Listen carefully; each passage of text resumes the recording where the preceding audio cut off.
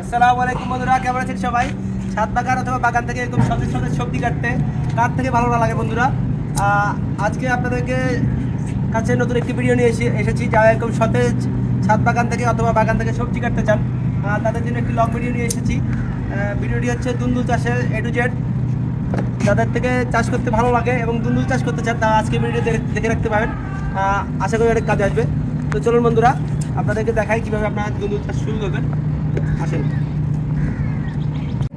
তো বন্ধুরা, দুন্দুল চাষের জন্য সর্বপ্রথম যে কাজটি করতে হবে সেটা হচ্ছে পাত্র নির্বাচন এবং চারা তৈরি।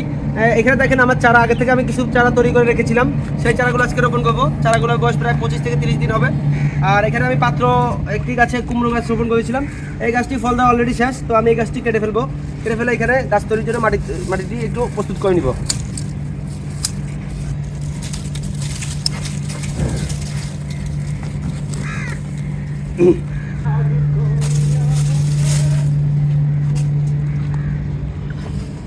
তো এখানে মাটি একটু খুঁচিয়ে প্রস্তুত করে নিব।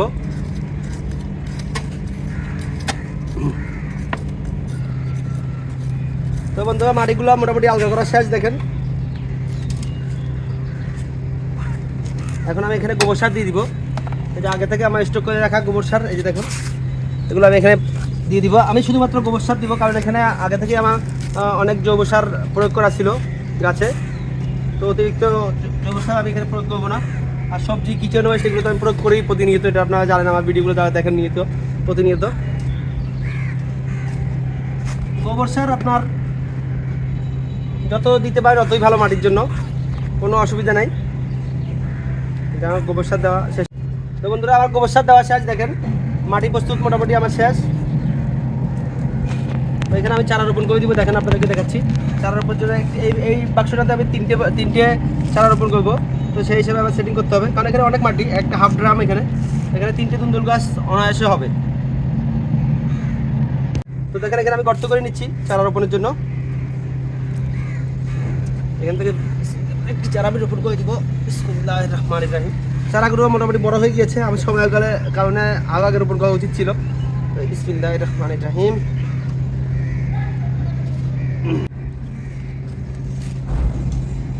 মাশাআল্লাহ, বিসমিল্লাহির রহমানির রহিম।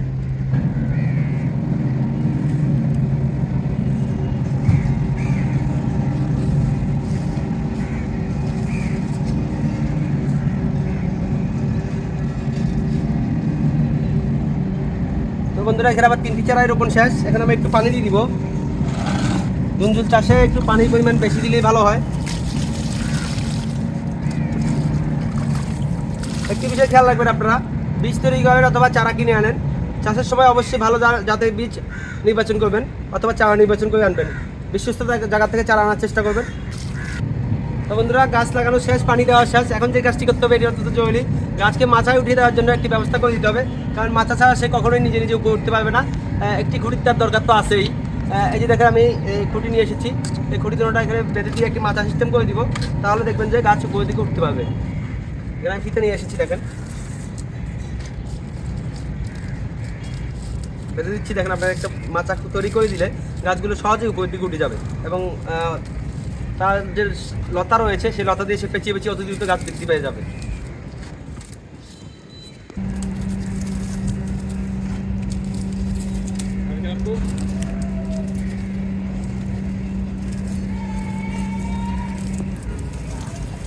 বন্ধুরা দেখেন মাচাটি সুন্দরভাবে তৈরি হয়ে গিয়েছে। এখানে বেড়ে ওঠার জন্য আমি কত সুন্দর খুঁটি প্রস্তুত করে দিয়েছি।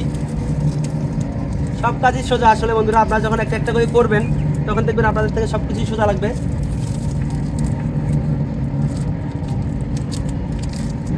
মাচা তৈরি শেষ বন্ধুরা।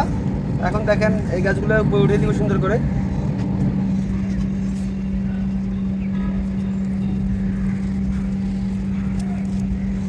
এই যে দেখেন কত সুন্দর করে উপরে উঠে যাবে গাছগুলো এখন। বন্ধুরা, কেমন আছেন সবাই? আশা করি ভালো আছেন। বন্ধুরা দেখেন, আমি চা লাগানো প্রায় 15 থেকে 20 দিন পরে আবার আমার এই গাছের চেহারা দেখাতে আপনাদের সামনে এসেছি। দেখেন গাছের লতা অনেক বড় হয়ে গিয়েছে। আমি কয়েকদিন আসতে পারি নাই, তাই লতাগুলো একটু বাইরে চলে গিয়েছিল। এই যে দেখেন গাছের লতার অবস্থা, প্রত্যেকটি ডগাতে অলরেডি ফল চলে এসেছে। আপনারা দেখেন 15 থেকে 20 দিনের মধ্যে একটু কাছ থেকে দেখেন। এই যে দেখেন ফল চলে এসেছে। অন্য গাছগুলোতে আরও বেশি এসেছে। এই যে দেখেন একটি গাছ, এই সেম গাছের ডগা, ফল এই যে দেখেন ফল। তো আমি আবার 7 থেকে 8 দিন পরে আপনাদেরকে আবার দেখাচ্ছি, দেখবেন যে ফলে ভরে গেছে গাছটি। ততক্ষণ ভালো থাকেন, আল্লাহ হাফেজ।